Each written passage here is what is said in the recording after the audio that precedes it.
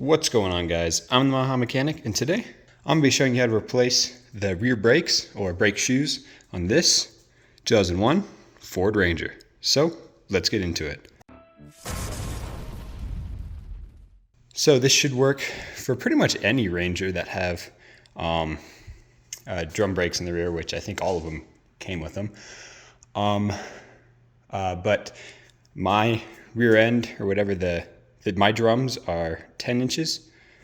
So just keep that in mind. If you have the 9-inch drums, then it's going to look a little different, but the process is going to be somewhat similar. So yeah, let's first start off by getting the truck in the air.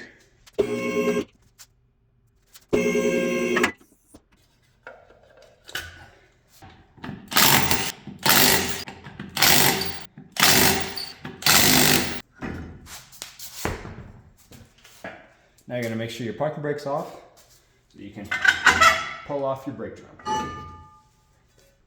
So I recommend that you take pictures because this is going to be kind of confusing of just like where all the springs go and like where's this cable routed, stuff like that. And then take note of like how everything moves together. I'll do my best to explain it. And if you want just to follow what I'm doing, you can do that as well. And it's good to know that for this job, you won't need any special tools.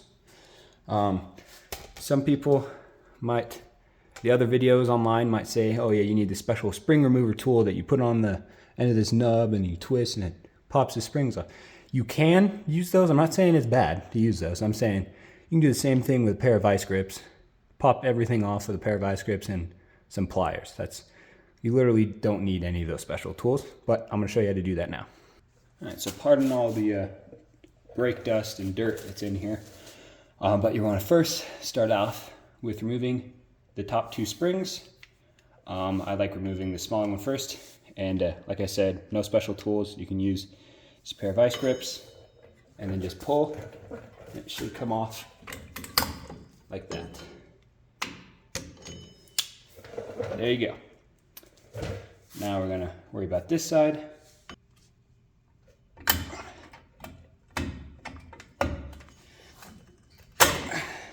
Or you can do it with a screwdriver like that. Anyway, now you want to remove this bad boy off of here. And I like to keep everything to one side. I just know that this spring, this skinny spring, goes on the trailing. The back of the car is this way, just so you know. This will go on the trailing side. You just gotta twist them until they eventually pop loose, just like that. And set these aside. We'll reuse those. All right, so next thing I would do is remove this spring, or this cable that is attached to a spring. So here, I'll show you guys what it's attached to. So follow the cable all the way down. It's attached to this spring, which is attached to our auto tensioner. Just do that, remove it off, and set that over there. And then now, we can remove our pawl for our auto tensioner. Just slide it forward, pops off like that. Notice the orientation, the spring goes behind the pawl. And yeah, now that we got all that done, make sure to remove this too. Don't forget that. Then we can come over here to these little spring nut things, and I'll show you how to remove those. So again, no need for any special spring nut tool. Just come in here with some channel lock pliers and grab it here. I recommend pushing on the back so the pin doesn't move. There's a little pin that goes through here. You'll see in a second. But push on the back so the pin doesn't move. Grab it, push it, and start twisting it. So push it in, rotate it, and it'll pop right off like that. Keep these, we'll reuse those later. And then you can see there's a pin right there. Want to remove that just by pulling it out of the back. There you go, that's what was holding that spring on.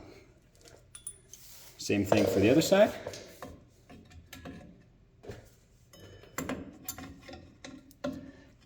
Push in and twist. And there you go. Again, set this aside. Pull out your pin. And then we're going to move to the bottom here. The bottom, there's a spring. You could remove it all right now, which is probably what I'm going to do. So now you can kind of just grab them like this, pull them out like that, and then release them like that. But you're still going to have this e-brake cable. This is pretty simple to remove. Kind of just grab it here and twist it up, pop it out. I'll show you better on how to do that. But anyway, this is going to be the rear shoe. It's got this bracket, e-brake bracket kind of attached to it. And it's also got a pin. That's how you differentiate the rears from the front.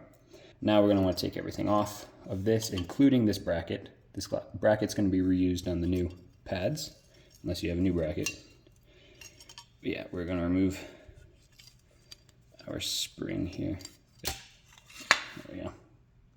All right, so make sure to note that if you did it the way I did, likely everything fell apart in front of you. Again, pictures are good. This is your tensioner.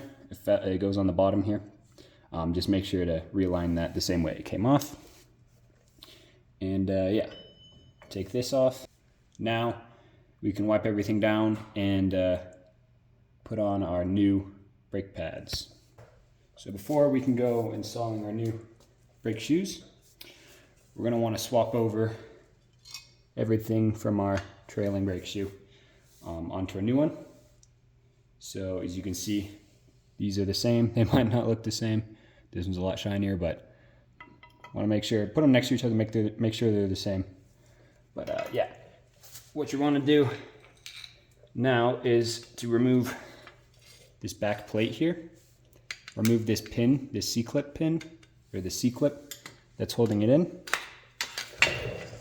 All right, so with a little bit of hammering, you can get your C-clip and spring washer. Make sure those stay together. Get those off. And then remove this little plate for the parking brake. In my opinion, this is the worst part, getting that little C-clip off and putting it back on. So yeah, once you've made it past that point, good job, you're home free. Anyway, now we can take our new brake shoe right here and put this through that hole at the top and reinstall our C-clip. So spring washer and then C-clip.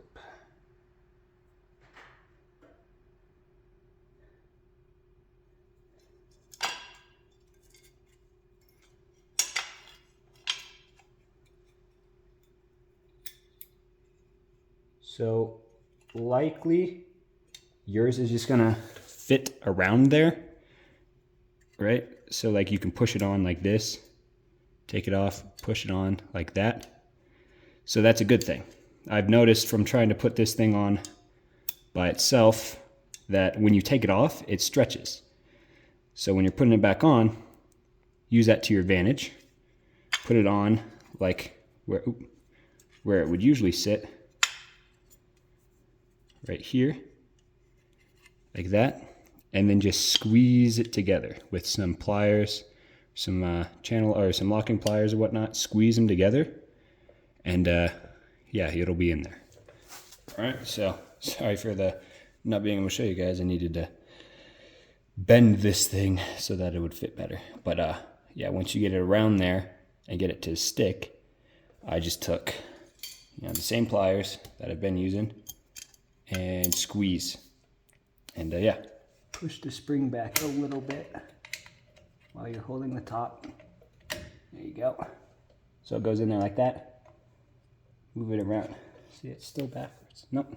Move it around the back like that, and then push this bad boy up here, moving this. Don't be scared if these things start moving. They always do. And then everything should sit just kind of like that. But we'll let that hang there for a second while I get the other side together. Also, you're going to take this spring towards the front, put that in the middle here, kind of just balances there. And then take this and put everything in its notches.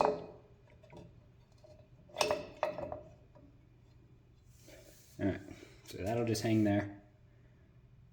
So, don't fall. This spring, this is gonna fall. Hold that there. This spring, again, you're gonna put inside, twist it around a little bit, put it in that hole. Hold them at the top, bring the spring over, and throw it in the hole.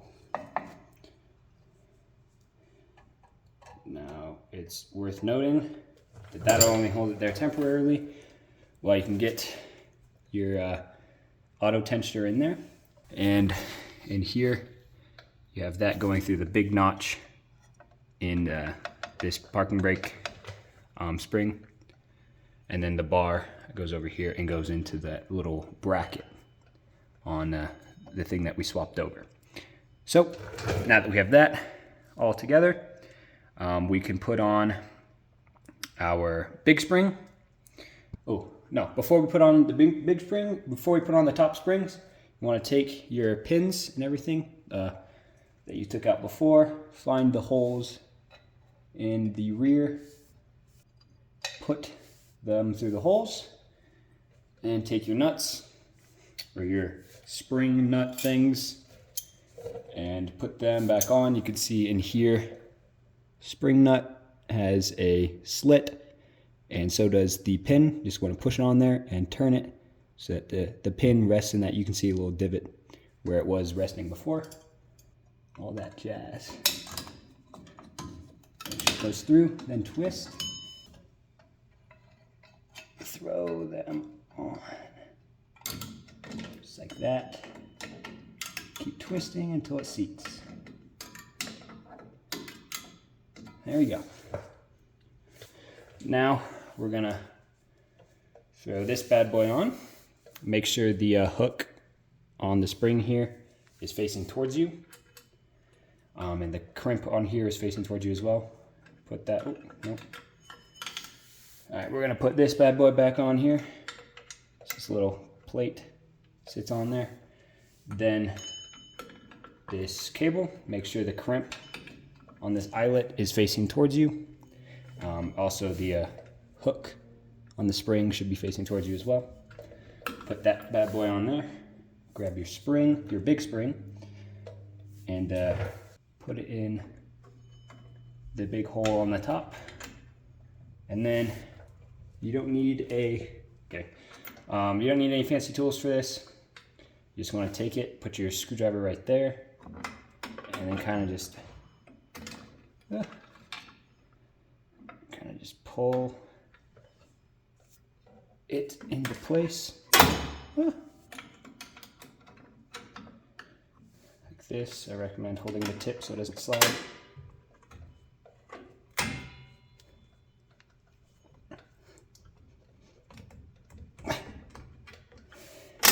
There you go. Got your big spring on.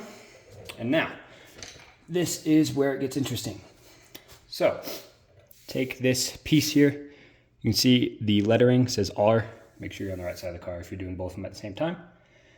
But anyway, you want to take this with the R facing out, and this spring is going to go around kind of there and then underneath. So you can see that here, around the edge, underneath through here. And then this is going to just sit on the back of the brake shoe, back of one of the brake shoes. And then you're going to want to put this over the pin, both the spring and the bracket piece. So yeah, just grab this, make sure you're feeding the pin through the spring and the bracket at the same time. All right, so it's good to note I had this backwards Good to note that the non-adjustable side to the tensioner always goes towards the pin. As you can see here, this is the side with the screw, goes towards the front. I don't know if that's like that both sides. Here's the side with the screw, and you can see no pin. Side without the screw, pin. So yeah, basically you want to put your tensioner, auto tensioner there. And then now we are going to mess with this bracket here. All right, now is time for the part that I messed up the first time around. So you see this has a hole, like a bevel sticking out. That's gonna go, you see this hole here? That's gonna go in this hole. So it should not move. If it moves, you did it wrong. Anyway, you wanna take this spring, make sure it's facing towards you again, and go around where it was last, or before you took it off, around the bottom. It should go around the bottom right here, so you can see, goes in that little notch, that little spring, and then goes up to the top there. Now, what I like to do is take the cable, put it around this thingamabobber, this little tensioner, and then push it. And as you can see there, I moved the bottom up a little bit. So push this like pawl, that's what I like to call it, pawl. It's like a parking brake pawl. Push it up to relieve some tension in the wire, and then you'll be able to get that thing into the hole. Now, if it doesn't stay there, then you're gonna have to hold this, but mine looks like it's staying. And now you wanna take this spring, put it in there, twist it around, and we're gonna go at it again. There you go. Make sure this does not move, and you should be good. All right, so now that you have everything together, just want to double check, make sure everything's seated where it should be, and everything looks good on here. So now we are going to want to adjust our shoes a little bit. We're going to put our brake drum on. You can see there's no resistance in there. And we're going to want a little bit till they lightly drag. So we can take it off, spin our adjuster out.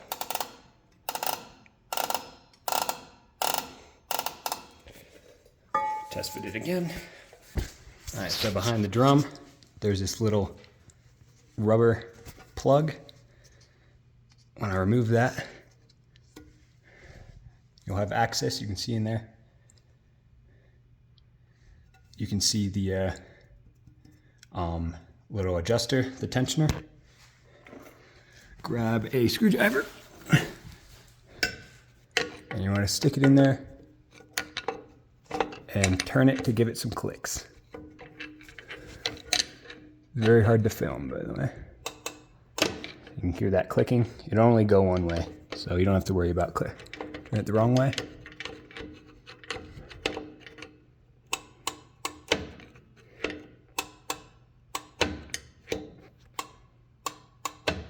All right, let's see how that did. So a good way to check if you did your tensioning good is to grab the wheel, spin it, and with a decent oomph spin, it should only spin about one rotation and then stop.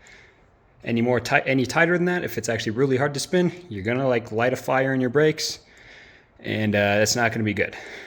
So just one rotation, stop, and yeah, you're good. Make sure to put the adjustments, like plugs, back in the rear of the drum before you're finished so no water gets in there. And yeah, that's another job well done. If you found this video informative, please be sure to like on the video. Subscribe to the channel for more. And remember, no matter your experience or your skill level, keep on improving.